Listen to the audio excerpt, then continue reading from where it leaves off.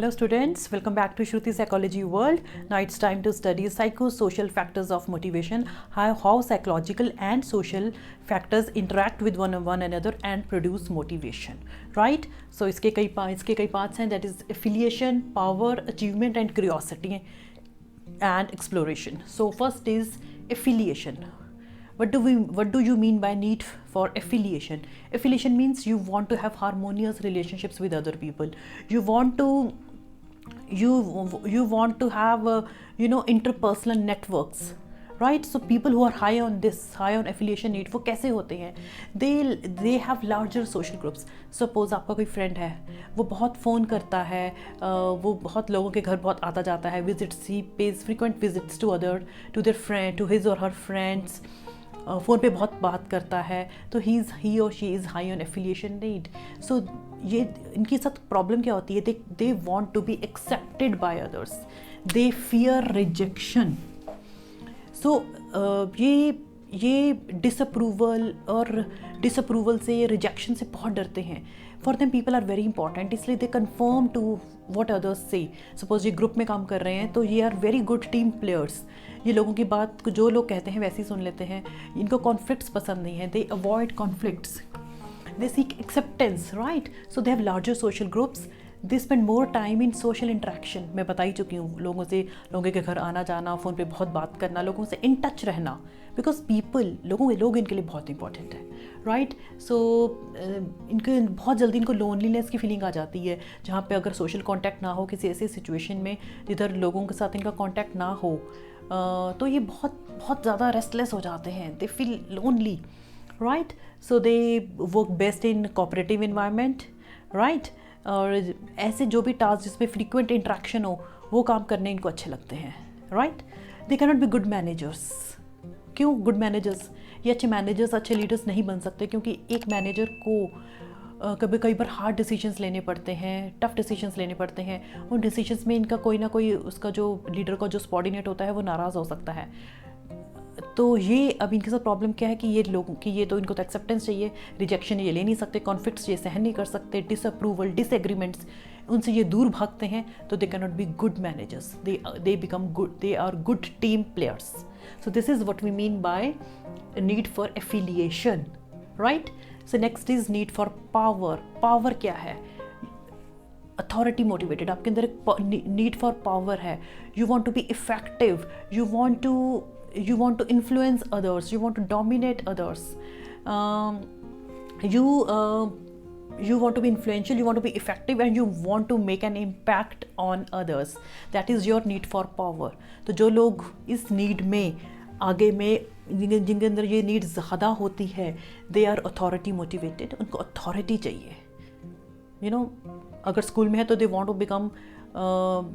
become principal, they want to become vice principal, managerial position में जल्दी से जल्दी आना चाहते हैं. वो झुक के नहीं रह सकते, उनको पावर चाहिए, पावर हंग्री होते हैं.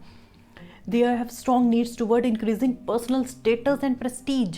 अपने स्टेटस की, अपने प्रेस्टीज की इनको बहुत चिंता रहती है. तो इसके लिए वो क्या करते हैं, किस तरह के प्रोफेशंस ये लोग चुनते हैं? ये प्रोफेशंस होते हैं जैसे कि मिनिस्ट्री में जाते हैं, politicians, then psychologists, journalists. Journalists क्यों? साइकोलॉजिस्ट्स के पास एक आर्ट है कि they can understand others, they can understand others behaviour. Psychology यही है. एंड जर्नलिस्ट के पास इंफॉर्मेशन बहुत जल्दी आ जाती है, उनके पास इनसाइड इंफॉर्मेशन होती है. तो इस तरह से वो अपनी इंफॉर्मेशन को यूज़ करके दूसरों को इन्फ्लुएंस कर सकते हैं विद दैट स्पेशल नॉलेज.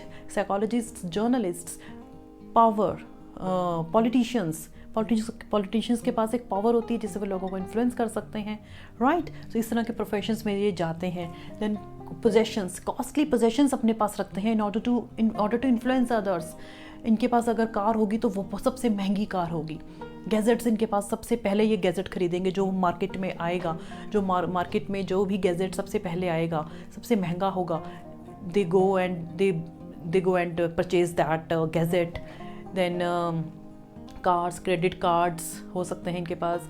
अगर होटल्स में जाएंगे, रिजॉर्ट्स में जाएंगे, तो they will check in the most expensive hotel. इस तरह से दे हैव इस तरह से इनके पास पोजेशंस होते हैं so that they can influence others. And then aggressive sports बहुत कॉम्पिटिटिव होते हैं, अग्रेसिव स्पोर्ट्स में पार्टिसिपेट करते हैं such as football, hockey, so that so that they can influence others. So this is all about this power motive. एक और चीज़ है, ये बहुत डिसिप्लिन होते हैं अपनी बॉडी के साथ, फिजिकली फिट होते हैं, फिजिकली अट्रैक्टिव होते हैं, क्योंकि हमें पता ही है कि जब हम किसी फिजिकली अट्रैक्टिव, फिजिकली जो फिट होता है, जिसकी फिजिक अच्छी होती है, उसको देख के this is normal human behaviour कि बहुत सारे लोग इन्फ्लुएंस हो जाते हैं। तो इस तरह से ये अपनी बॉडी को कैसे फिट रखना है और कैसे अट्रैक्टिव रखना है, आउटवर्डली बॉडी अपीयरेंस पर बहुत फोकस करते हैं। So this is all about our power motivation, need for power. Then is achievement, need for achievement, achievement motivation. इस टॉपिक पे डेविड मैकक्लेलैंड ने बहुत काम किया है, राइट। सो अचीवमेंट नीड क्या है? It is desire for attaining some specific standards of excellence, those who are high on, you know, हम सबके अंदर एक नीड होती है, नीड फॉर अचीवमेंट, कि हमारा एक स्टैंडर्ड होता है किसी काम को करने का, और हम we want to attain that standard of excellence. ये मेरा काम करने का तरीका है, ये मेरा स्टैंडर्ड है, मैं इससे नीचे नहीं जाऊँगी, right. So this is need for achievement. So those who are high on this need, they have a desire to do things rapidly. जल्दी करते हैं वो कोई काम, औरों के कंपैरिजन में they accomplish something difficult. ये समझने वाली बात है। इसका ये मतलब नहीं है कि बहुत ज़्यादा डिफ़िकल्ट, इसमें ये भी नहीं बात आ रही कि very easy. They don't go for very easy and very difficult, low risk high risk दोनों में नहीं जाते, मॉडरेटली डिफ़िकल्ट चैलेंजिंग टास्क ये लोग लेते हैं, and then but that should be realistic, right? And then they overcome obstacles. ये ऐसे लोग नहीं होते कि प्रॉब्लम आई और उसको अवॉइड करें, उसको छोड़कर भाग जाएं. They don't run away. They face the obstacles, they face the hindrances, and then they move towards their goal and they attain a high standard. इनका काम करने का जो स्टैंडर्ड होता है that is high, right? So इसके कई components हैं अचीवमेंट मोटिवेशन के. मास्टरी, ये इंजॉय करते हैं डिफ़िकल्ट चैलेंजिंग टास्क्स. हम लोग अगर कॉमन लोगों की बात करें तो वो डिफ़िकल्ट सिचुएशन होएगी या चैलेंजिंग सिचुएशन होएगी, उससे वो सोचेंगे कि अवॉइड करें, लाइफ जितनी नॉर्मल चल रही है चलती रहे. बट ये ऐसे नहीं है. They enjoy difficult challenging task. They have internally imposed standards of excellence. जो इन्होंने स्टैंडर्ड अपना सेट किया है, दे स्ट्राइव फॉर दैट, उसकी तरफ ये जाते हैं. किसी भी सिचुएशन, कोई भी काम इनको मिलता है तो इन्होंने एक स्टैंडर्ड सेट किया होता है, तो उस standard they strive after that standard जो इन्होंने सेट किया है. Sometimes they want to surpass that, अपने ही रिकॉर्ड को तोड़ना, ऐसे भी कह सकते हैं. अपने रिकॉर्ड्स बनाते हैं, उसको भी तोड़ने की कोशिश करते हैं. They are high on, it means this is what we mean by mastery component. Then is work. They enjoy working hard. मेहनत करने का इनको बहुत शौक होता है और उसको इंजॉय करते हैं मेहनत को, right. And they work hard and they do a good job. Then this is effort dimension. Work मतलब effort. This is effort dimension.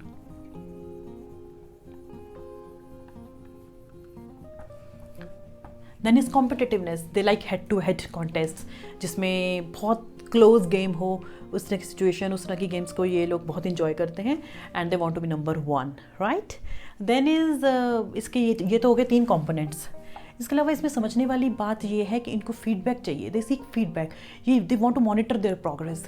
अगर उनको कोई काम दिया जाता है तो दे वांट फीडबैक. मुझे बताओ कि मैं काम कैसा कर रहा हूँ, right, in order to monitor their progress. Then ये बात मैं दोबारा बता ही चुकी हूँ. Challenging, they seek challenging task. They don't like very low risk situation and very high risk. Moderately challenging task इनको चाहिए. अगर बहुत लो रिस्क सिचुएशन होगी तो दे वॉन्ट एंजॉय. इनको लगेगा कि सपोज ग्रेड 10 के बच्चे को ग्रेड 5 का क्वेश्चन दिया तो वो इतना सेटिस्फाइड नहीं होगा. उसको पता है ये तो बहुत आसान था. तो they want moderately challenging task, right. बहुत टफ सिचुएशन भी इनको पसंद नहीं है क्योंकि वो ये कर ही नहीं पाएंगे, तो ये डीमोटिवेट हो जाएंगे. तो लो रिस्क हाई रिस्क दोनों सिचुएशंस में ये डीमोटिवेट हो जाएंगे. क्योंकि ये हर चीज़ की पर्सनल रिस्पॉन्सिबिलिटी लेते हैं. अगर ये कोई काम करते हैं तो ये कहते हैं कि I am personally responsible for my job, for my work. So this is what we mean by this. So this is all about achievement motivation, right? Last is curiosity and exploration. Curiosity, हम सबके अंदर curiosity है to understand the unknown, the mysterious world. हमारे बहुत सारे questions हैं, we want answers for our questions. लोग बहुत ट्रैवल करते हैं, क्यों? क्योंकि ये because of this need, because of this curiosity, because of this need. बच्चों के अंदर भी ये चीज़ देखी जाती है, बच्चे स्माइल करते हैं, बच्चे बैबलिंग करते हैं जब वो उनको एक्सप्लोर करने के लिए, जब उनको एक्सप्लोर करने की अपॉर्चुनिटी मिलती है। तो ये नीड हम सबके अंदर है। We want answers for a question, that's why we travel. हम ऐसे चैनल्स देखते हैं टीवी पे, like National Geographic channel, History channels, then Discovery channels. क्यों? हम समझना चाहते हैं अपने आसपास के वर्ल्ड को। हम जानना चाहते हैं कि हमारे आसपास क्या है, नेचर में क्या है, right? So this is need for curiosity and exploration. So this is all about psychosocial causes of motivation, right? Stay tuned, keep watching Shruti Psychology World. Thank you.